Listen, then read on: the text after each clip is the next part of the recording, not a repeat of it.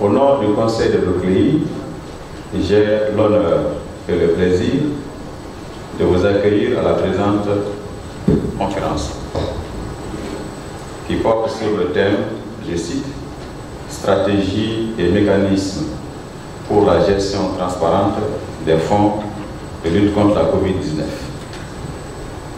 Cette rencontre fait partie d'une série d'activités que l'OCLEI a initiées dans le cadre de la Journée africaine de lutte contre la corruption, célébrée le 11 juillet de chaque année. Le thème retenu par le chef d'État de l'Union africaine pour cette 6e édition est, je cite, « Mécanismes et stratégies de gestion des fonds COVID-19 ». La Journée africaine de lutte contre la corruption a été instituée par l'Union africaine en janvier 2017 pour célébrer la signature de la Convention africaine sur la prévention et la lutte contre la corruption, intervenue le 11 juillet 2003 à Maputo, au Mozambique. Cette journée offre aux Africains l'occasion de poser un regard rétrospectif et prospectif sur la lutte contre la corruption dans leur pays ou dans leur communauté, afin d'analyser les succès obtenus, mais aussi de scruter le chemin à parcourir vers plus de succès dans cette mission de sauvegarde de l'intérêt général. Mesdames et messieurs, la maladie à COVID-19 est un mal planétaire. Au 19 juillet 2022, il y a 560 882 053 personnes qui ont été déclarées affectées par ce virus à travers le monde. Plus de 6 366 000 personnes ont perdu la vie.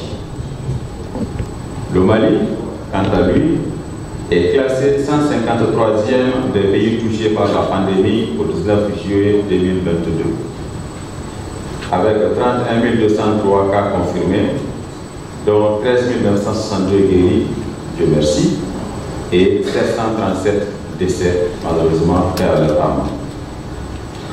Les conséquences sur nos économies sont un peu plus catastrophiques.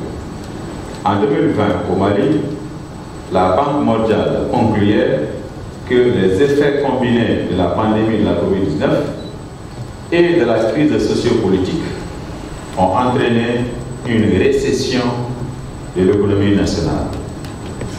Qu'elles ont également entraîné, la pandémie et la crise sociopolitique ont également entraîné une augmentation de la dette publique.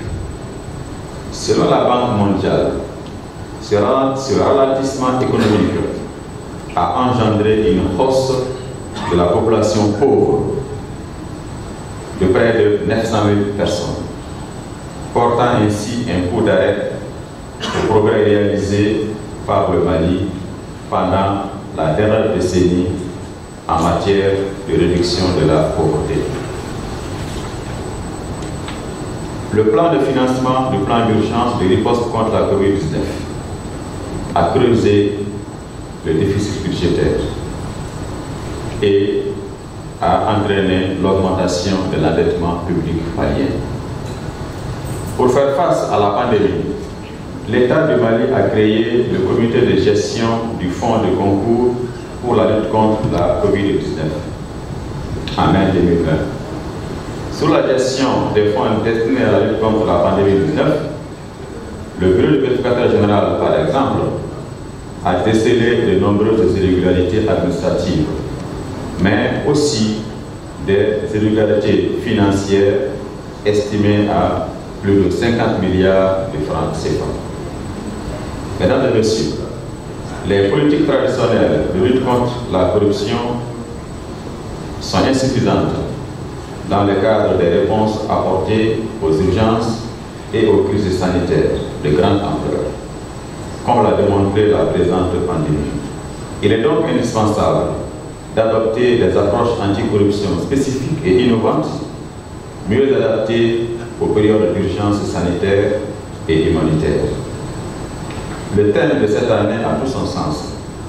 car plusieurs pays ont été concernés par des manquements à l'éthique dans le cadre de la gestion des fonds destinés à la riposte contre la pandémie.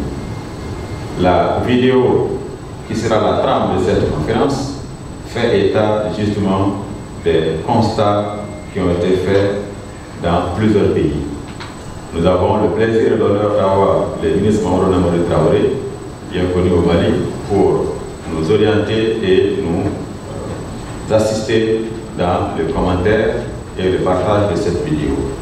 C'est aussi l'occasion de saluer et de remercier le procureur de la République chargé des pôles économiques et financiers de Bamako de nous prêter son assistance dans le cadre de la présente conférence. Mesdames et Messieurs, dans la mise en œuvre de sa mission, le CLEI accorde une grande place à la prévention. La prévention à travers des échanges comme cette rencontre, la sensibilisation y afférente et le partage d'initiatives. À cet effet, je vous remercie d'avance de votre participation et de vos contributions de qualité.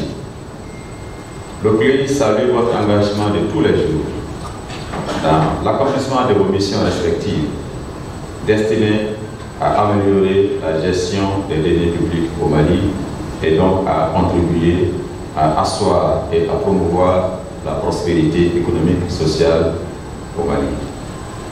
Au nom de l'ensemble des membres du Conseil de l'OCLEI, des chefs de service de l'OCLEI et de tous les membres des agents de l'OCLEI, je vous exprime ma profonde reconnaissance pour votre présence côté de nous. Il s'agit pour moi, très franchement, de redéfinir de façon globale l'éducation au Mali et de se référer déjà sur la volonté des bonnes personnes déjà engagées qui pourront, c'est-à-dire donner un élan qui permettra d'atteindre les objectifs que les premiers responsables de l'État, c'est-à-dire je parle de la gouvernance publique. Il faut améliorer à tous ces niveaux. En tout cas, personnellement, je garde l'espoir parce que le Mali est d'une culture très sensible. Il s'agit de demander la collaboration de tout le monde, de toutes les couches sociales, afin que la lutte puisse être généralisée et puis globale et que tout le monde se sente concerné.